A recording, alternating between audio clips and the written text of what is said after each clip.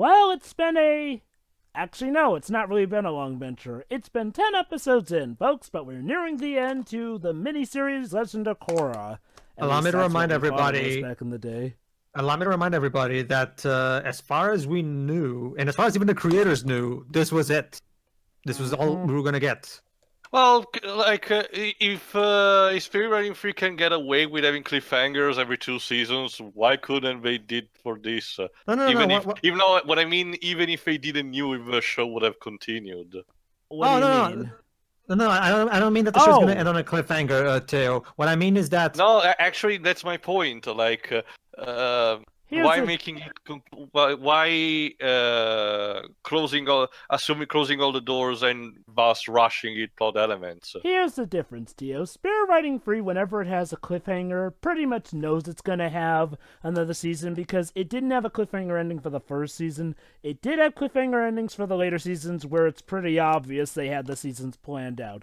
This, as far as we knew, was the entire series, because again, Nickelodeon has so little faith in Avatar The Last Airbender, it boggles my mind, really. It's not even funny. Anyway, let's just start. Yeah. You know the drill. Start at the intro, and 3, 2, 1, click.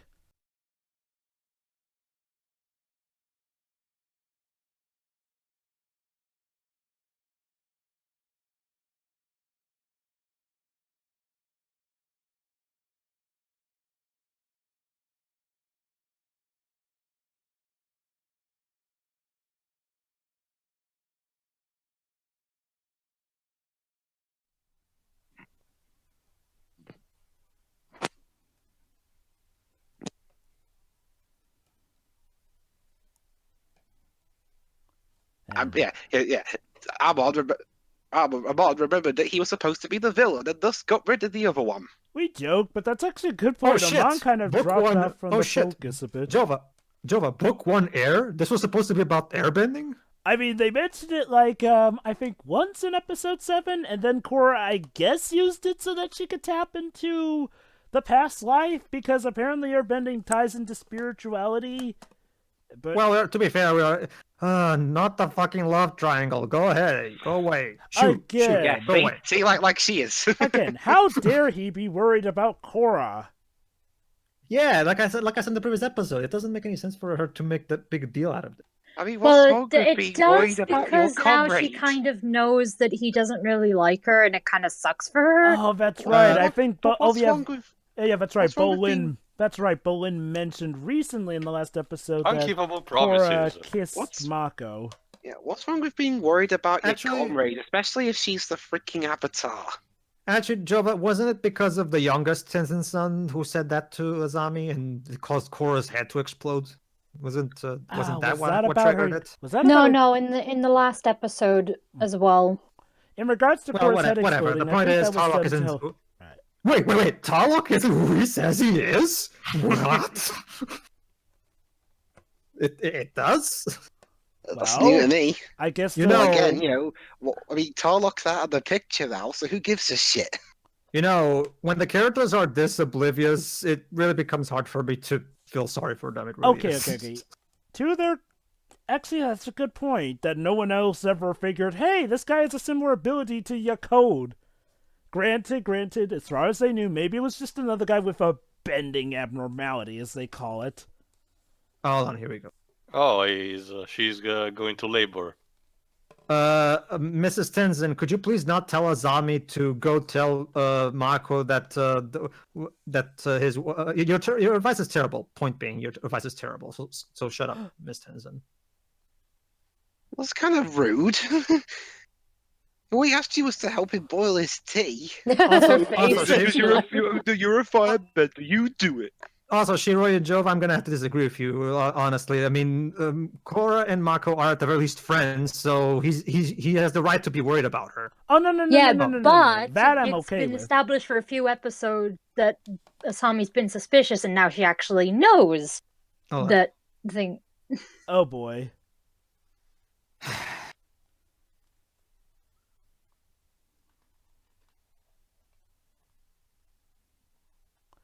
Okay, now let's remind ourselves, though, Korra was the one who instigated the kiss. There you go. Bowen told her. Seriously, I'm expecting the EastEnders credits to show up. Yes, I agree with Marco. Can we not do this? Really? You know, if the show just recognized that Mako's in the right here, this would be so much better. Like, No, I got a theory. What? Go ahead. Behind the scenes, somehow, the writers from who usually write ITV soap operas suddenly wrote the love triangle stuff. It's mind-boggling. I know. I'd say the BBC, but they've only got one soap opera, so. Yeah, can we focus on the past between these two? That sounds like a much more interesting story. Oh, but remember, Pema apparently is the one reason they broke up because she told Tenzin her true feelings, and apparently Tenzin thought, well, he had to break up with Lynn over that. Yes, it is.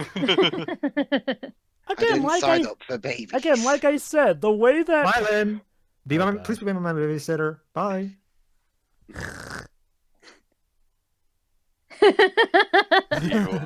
Oh, Lynn, you're still awesome. But yeah, like I said, again, remember, the way Pema tells it, it's almost as if... Oh, right. Who are these two? Oh, that's the firebending councilwoman and her husband. Or the Fire Nation councilwoman. Yeah, you can tell this marriage is pretty much... Get the door. Dead in the water. Oh, Yeah. Jesus. Oh. No, you're the rat. It's a complimentary service.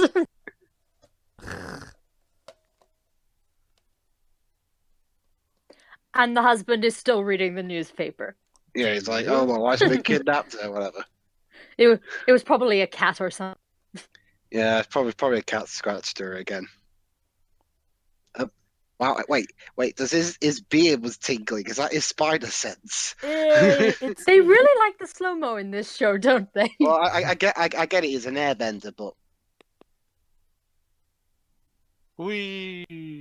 Who sent you?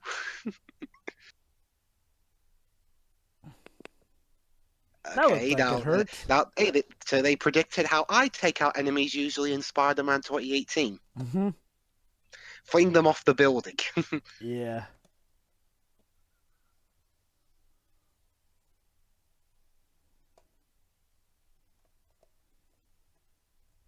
Well, No pressure. Well, J. No pressure, mate.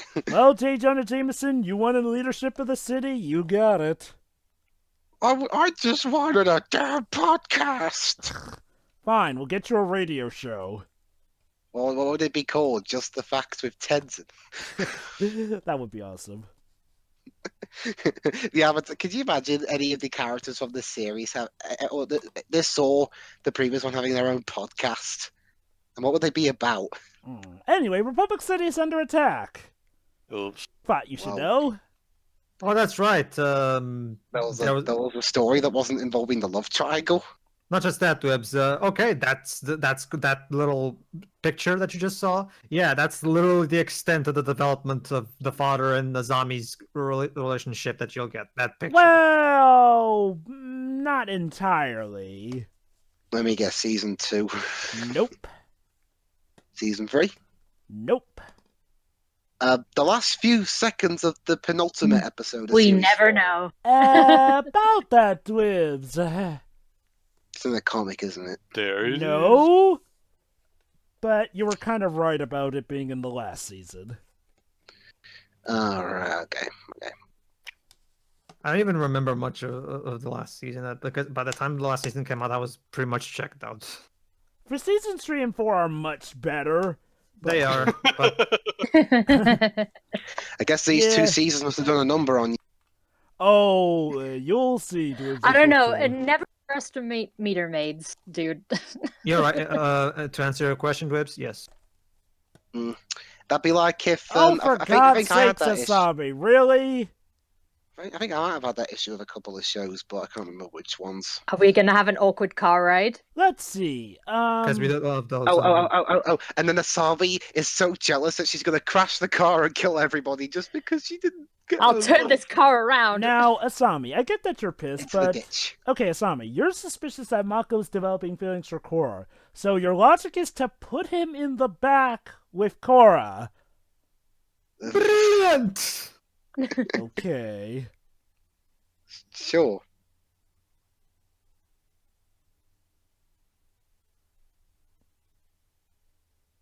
We want to remind you guys that there's supposed to be a gray morality going on with the equals supposedly not being all bad. There's nothing gray about it. No, there isn't. Even if there were, it's been lost in like the 85 other plots in this mini series. I mean, maybe these weren't the guys who made the original show, but the original show did tackle complex issues itself, so to see them bungle the issue of, again, a revolution of an oppressed minority or whatever, be so held so flimsily is terrible. Apparently the lighting budget for the show's gone now. Maybe a lot of our lightning benders who kind of supply Phoenix our power Wright is plant have been presenting taken another out. evidence.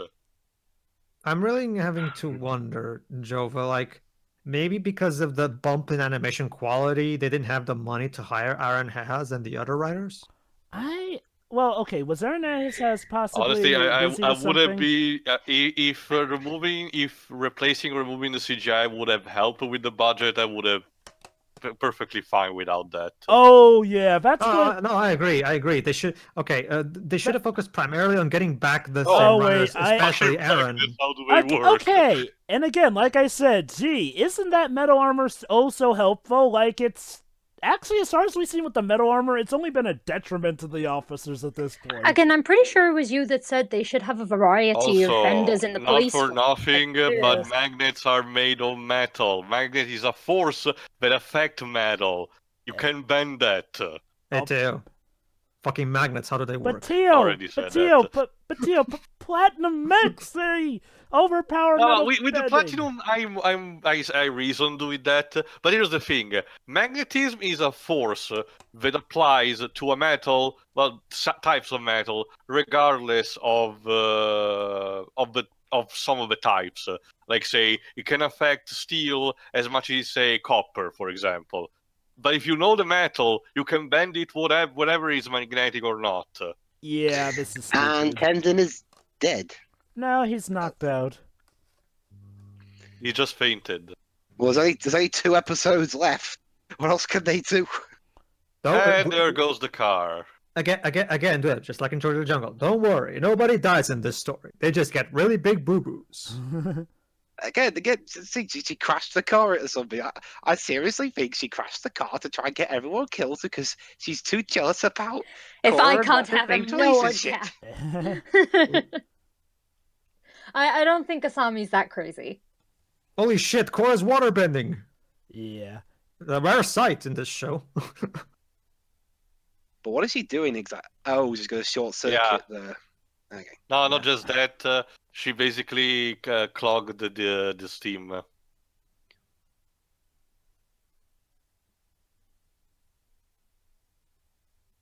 Funny how suddenly now Asami's capable of doing her self-defense stuff, but that she didn't be able to do that 2 episodes ago.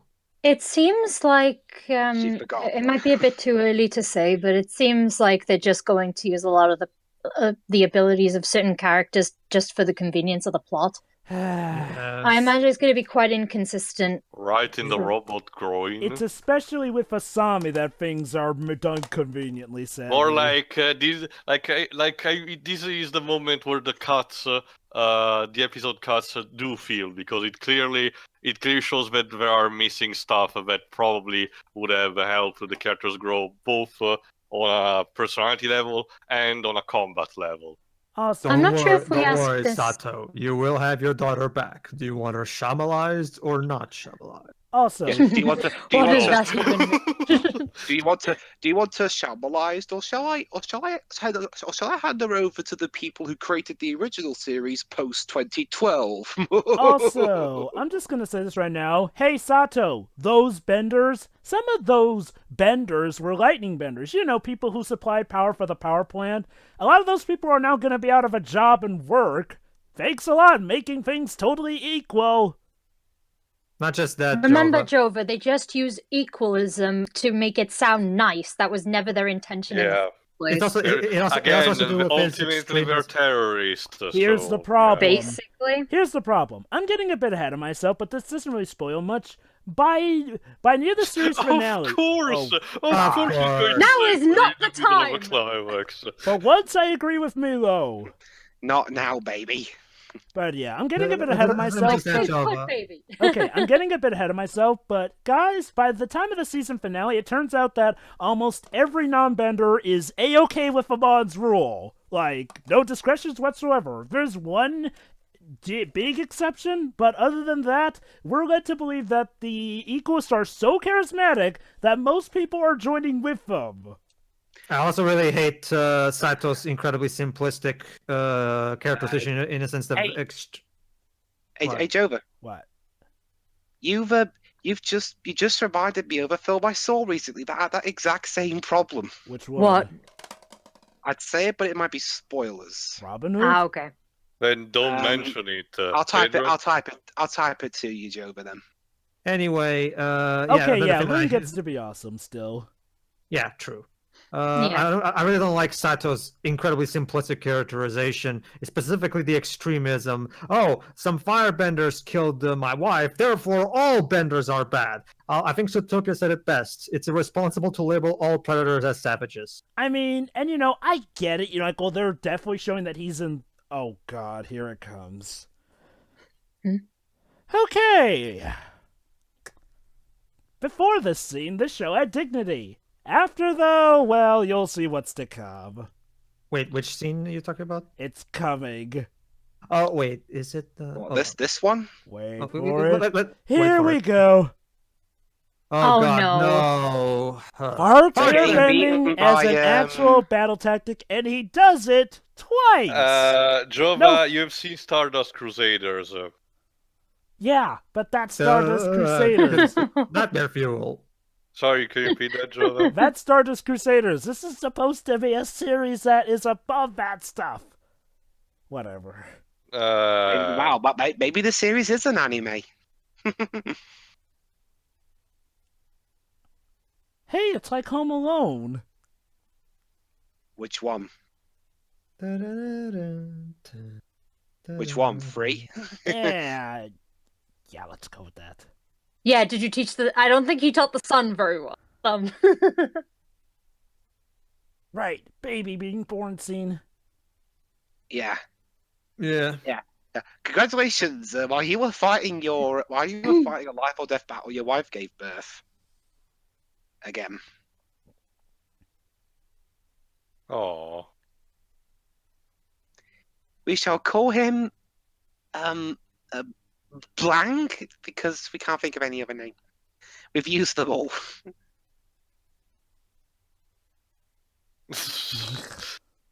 Well, at least he's not.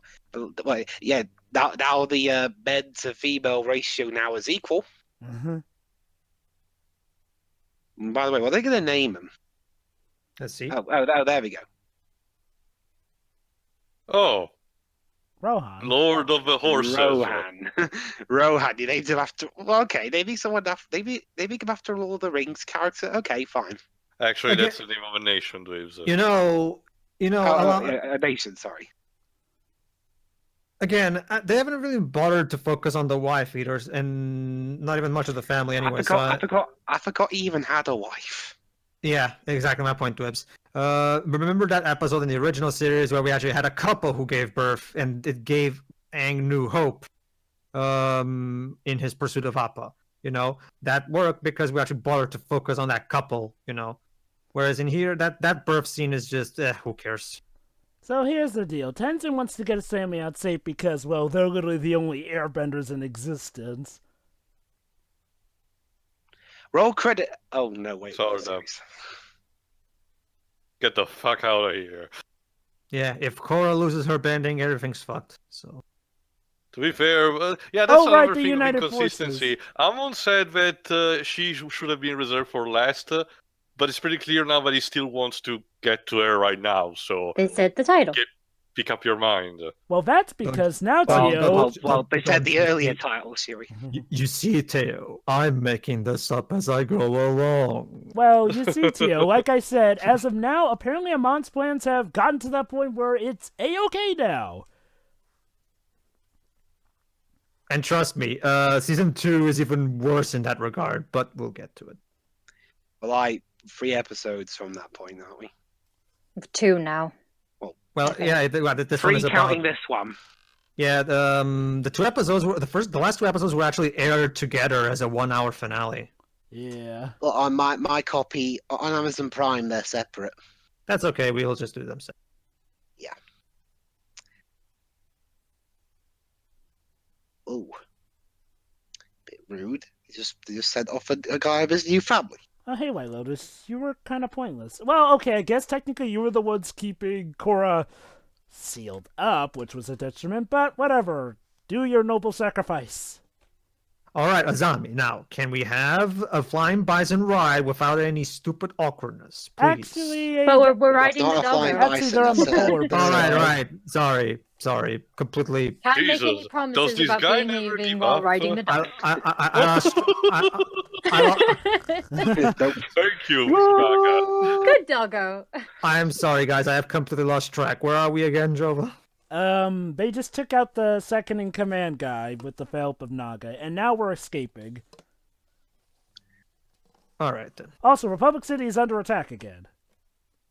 Well, That's this- Republic. what else is new? The most attacked city in fiction. What else is new? Yeah. Dang you, technology!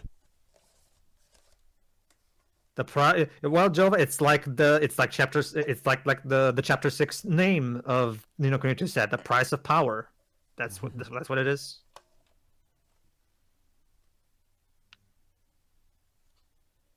Don't look at me like that. Okay, now No, don't go. You're one of the coolest No, you're my characters. favorite. Okay. Now this noble sacrifice. What does he think she's gonna accomplish? She's gonna slow them At down. least letting them gain terrain. Yeah. One tiny little person is going to stop an A entire. distraction. Twibs, She's Twibs. serving as a Well, Well, distraction. she's a master metal bender. though. Twibs. Yeah. Never forget, her mother, with the help of one There man, you go. managed to take out an entire Fire Nation airship fleet. So I think she's inherited some of her mom's badassery. There you go. I forgot she was a metal pet. Well, she's the daughter of Toph Whipping Bay Fog. Well, Well, just the way- because you're someone's relative doesn't mean you're automatically gonna have their powers. Oh no, but also her mother Jo- taught her well. We also have to remember, Jova. I'm gonna have to give Dweb some slack because, like me, as I've been established as a father, they didn't focus on her as much as they clearly should have. Again, like I said, isn't that metal armor oh so helpful? Ugh. Like I said, I still think the metal bending armor, the metal armor, is one of the least offensive things. Honestly, it's Okay. can be a bit dangerous, Let me but explain. like I still don't see much of an alternative. There are plenty of alternatives, and like Like I Shiroy and said, me have said, the- why not other benders on the Force? And again, metal bending is I weird. guess, yeah. And again, metal bending itself could allow you to crush someone wearing that metal armor. So if anything, they're wearing a hazard risk and screw off Asami. Leave it till later or something. Of course, you need to have a dark, raining sequence. The rain looks okay, but then again, I mean, it's a rainy scene. this bit. Anything that looks duller than that is a desert. The only way this love. Okay, hold on. Impartial, Very well. aren't you? Say goodbye to your bending. And now I will shamalize you.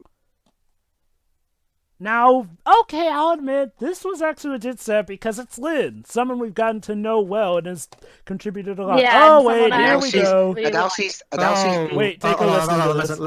Listen. Adalci's depowered before the show's even over. It's like the series, sorry.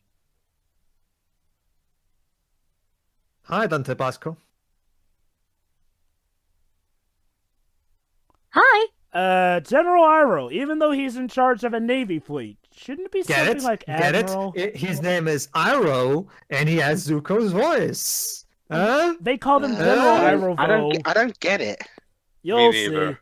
Okay, No, I again, it's pretty much Zuko's son or nephew or something. It's his but why keeping grandson. the same? But why keeping the same voice actor though? It's distracting. it's his- And Dante because fan Pasco has service a pretty... too. And Dante Basco has a pretty distinct voice, so... Not only that, but they call him General Iroh, even though he's part of a Navy. General is not really a Navy term. What should be, though? Commodore? Admiral or something like that. Captain or whatever. Captain is just for single ship. Whatever, that's not the point. They didn't call the actual Iroh that either. Well, okay. Iroh was actually a army general guy, back in mainly. the war. Don't get me wrong, Dante Basco was my favorite actor in the original series, but I mean, this is not really nothing more than just a blatant nostalgia fan service moment for fans. Hey guys, look, we got Dante Basco in here. Remember him from the original series? Well, Pedro, at least it's not like Zuko was also in the series and they totally gave him a different voice. That would be silly. Seriously? Wait, what? What? Well, what is it to? What Jova just said. Yeah. I'm sorry. I just mentioned a completely. Jova, repeat what you just said. Honestly, no. Like I said, try to not go too much with the foreshadowing. Don't worry, I'm not really spoiling anything. But yeah, for now, let's just talk about how we thought about this episode. Okay, there was good stuff in this episode, but there was also bad stuff. Okay, it clearly would have worked better if there was more build up to it. It really does feel well on its own and applied to a bigger context.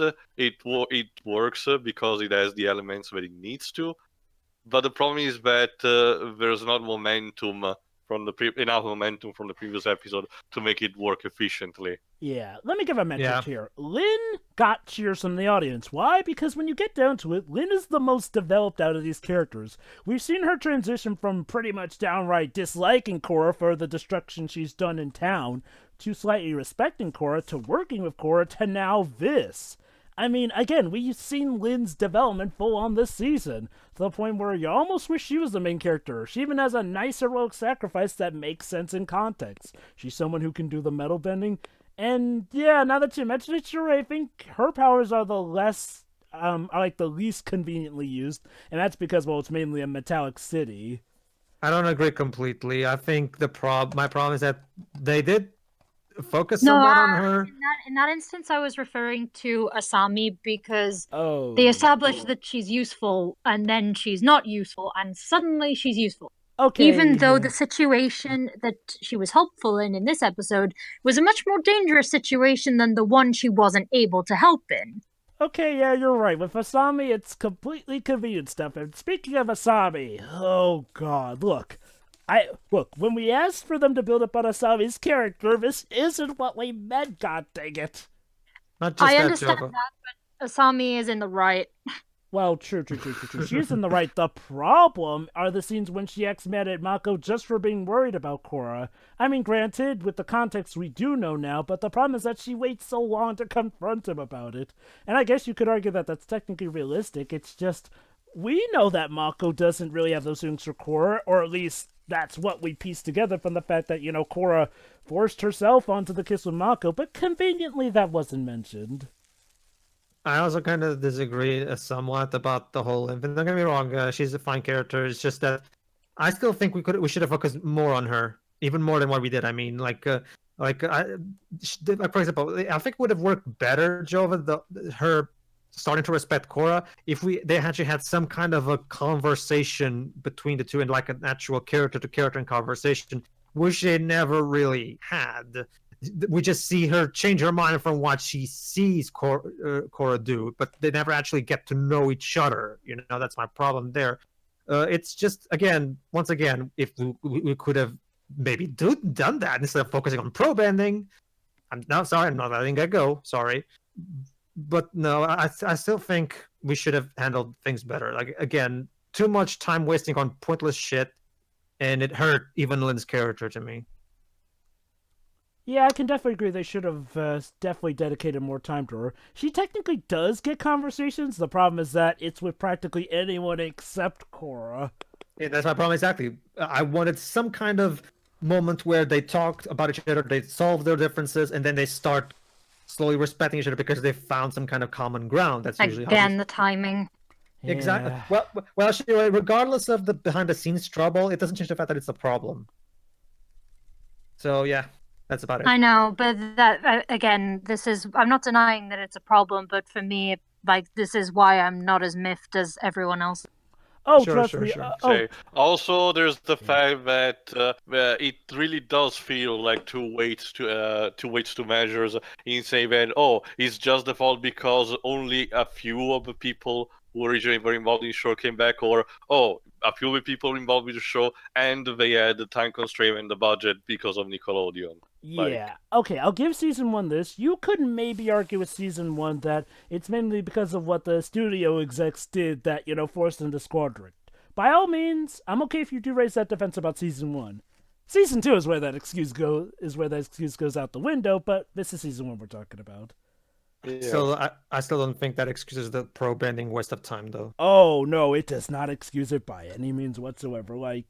Yes, Nickelodeon dealt them a crap hand, but they didn't exactly play with it the best they could have either. Yeah, it's I see it as the blame is on both fronts, on both sides.